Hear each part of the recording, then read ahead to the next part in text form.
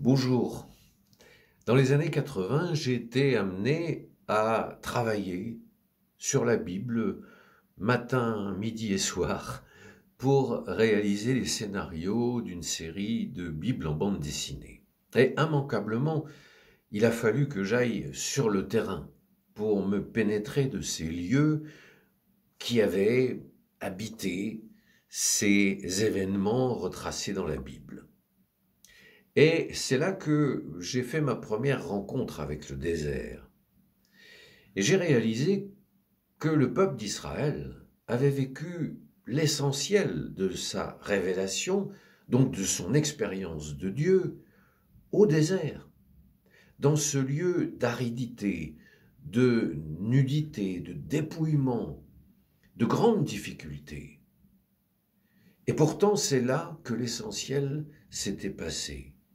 Un lieu de silence où justement Dieu parle.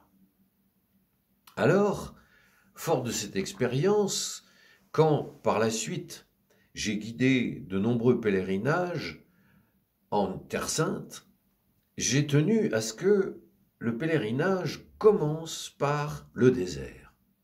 2-3 jours au désert. Et j'ai vu les fruits, la fécondité du désert, à savoir un décapage très rapide, une coupure d'avec la vie habituelle, d'avec les soucis quotidiens, et puis une attention particulière à la présence de Dieu, le jaillissement de questions essentielles, et puis l'attention aussi aux autres, qui devient beaucoup plus grande quand on est dans un milieu un peu hostile.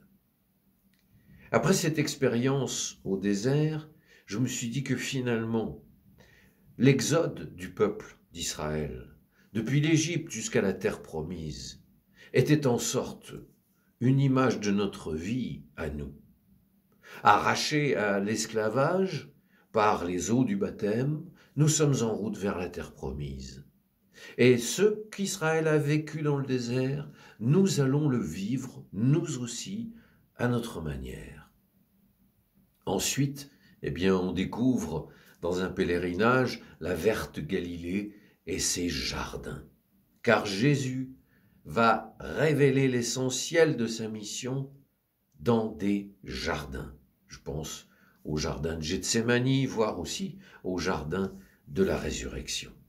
Alors voilà, dans ce petit livre, L'appel du désert, j'ai essayé de mettre en place tous ces éléments qui tournaient dans ma tête et dans mon cœur pour vous aider, peut-être, à répondre à cet appel, à reprendre les éléments essentiels de votre existence pour mieux connaître Dieu et surtout pour mieux l'aimer.